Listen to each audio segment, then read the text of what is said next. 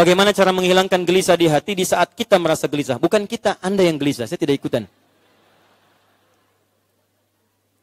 Gelisah yang dimaksudkan merasa akan diambil nyawanya. Gini, diambil nyawa itu nggak pakai perasaan. Mau merasa atau tidak, pasti akan diambil juga.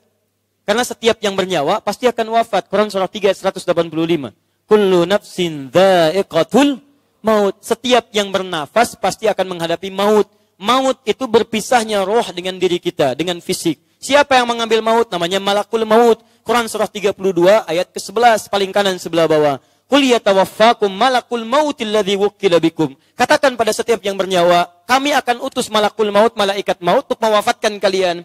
Bagaimana cara malaikat maut mewafatkan Anda? Disinilah pelajaran penting supaya gelisah, supaya tidak gelisah saat kedatangan malakul maut.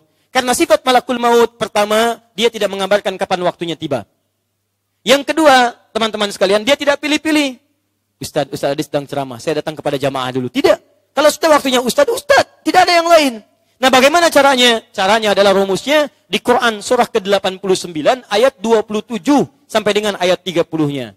Caranya, ya ayyatuhan nafsul mutmainnah, irji'i ila rabbiki radiyatan maradiyah, fadkhuli fi ibadi wadkhuli jannati. Ya ayyatuhan nafsul mutmainnah, hei jiwa-jiwa yang tenang, mutmainnah. Dipanggil dengan ya. Ya disebutkan 360 kali dalam Al-Quran. Ya harfun nida, huruf panggilan. Panggilan pada yang dekat, panggilan pada yang menengah, panggilan pada yang jauh. Panggilan huruf ya sering disandingkan dengan kalimat alladzina. Disebutkan 1080 kali dalam Al-Quran. Ya ayyuha 150 kali sebagai penegas.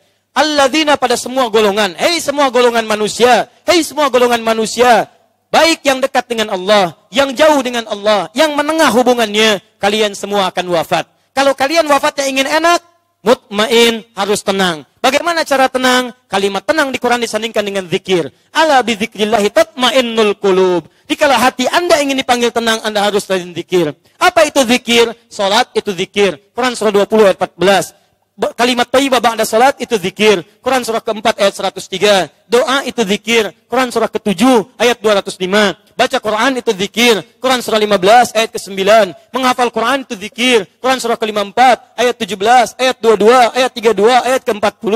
Ingat Allah itu zikir. Quran surah ke-2 ayat 152. Intinya amal soleh itu zikir. Anda banyak beramal soleh, tenang hati Anda. Hati Anda tenang, maka akan dicabut oleh malaikat maut dalam keadaan yang tenang. Seperti satu rambut yang halus, yang tipis, dicabut dalam kungkungan tepung adonan yang sangat halus. Nggak ada rasa, masuk, keluar.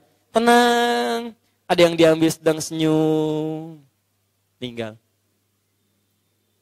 Ada yang diambil sedang sujud, meninggal. Ada yang diambil sedang mengajar di antara guru kami. Semoga saya wafat dalam keadaan-keadaan demikian insyaAllah. Sedang mengajar, tiba-tiba meninggal. Enak. Dan nggak ada keluh kesah, tiba-tiba tak. Ada yang senyum dulu, meninggal.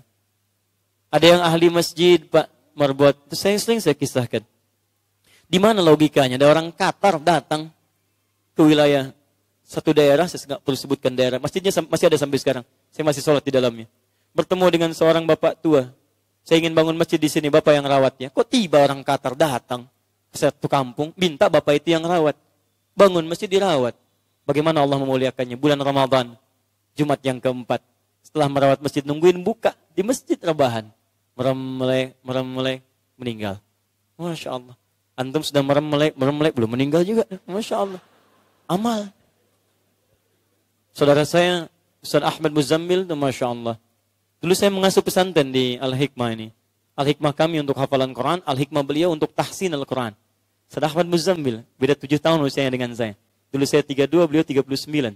Ya, Masya Allah, saya sekarang 34. Wafatnya indah. Ustaz Ahmad Muzammil. Kamu banyak muridnya yang tahsin. Setiap mereka tahsin, kamu dapat pahalanya. Ya ayat Tuhan, nafsun mutmainnah. Hari Kamis, setelah selesai subuh, sudah bersin 2 kali. Cuma bersin 2 kali. Meninggal. Adi Hidayat masih banyak dosanya. Harus banyak cari pahala. Antum sudah selesai. Bersin 2 kali, meninggal. Tadi ada yang bersin berkali-kali, belum meninggal juga. Cari lagi amalan. Itu. Tapi kalau Anda meninggalkan amal soleh, lekat dengan amal salah, itu jadi masalah. Masalah.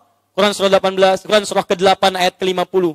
Oh, akhriju anfusakum. Karena nggak ada amal soleh, ditutup oleh amal salah nih. Gini, kalau amal soleh nggak ada penutup, ngambilnya enak. Ada ini, ambil. Amal salah ketika maksiat diperbuat, ada sekat di sini, sekat nih. Maksiat kecil.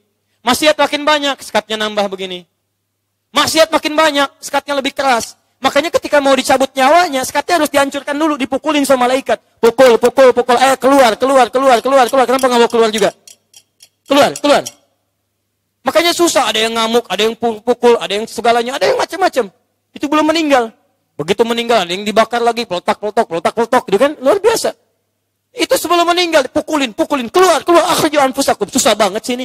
Kata Nabi, bagikan mengeluarkan duri dalam daging, tapi posisinya bukan lurus, horizontal begini. Dalam daging ada duri, posisinya horizontal. Tarik di sini sakit, tarik ujung geser sini dulu. Gitu rasanya. Kalau mau coba silahkan aja. Aneh, dikasih yang enak, milih yang buruk. Kalau Anda bisa memilih yang tenang, kenapa pilih yang gelisah? Kalau Anda bisa beramal soleh, kenapa beramal salah? Kalau Anda bisa mencari yang halal, kenapa mencari yang haram?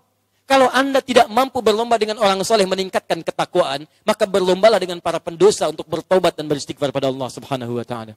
Semoga Allah mengampuni dosa kita semua. Semoga Allah memuliakan kita. Mari kita berubah teman-teman sekalian. Ayo Bapak Ibu, suami istri pulang ke rumah, tingkatkan ketakwaan. Hindari kalimat-kalimat yang buruk. Kalau ada hal yang kurang baik, komunikasikan dengan yang baik. Jangan cari kalimat-kalimat yang buruk.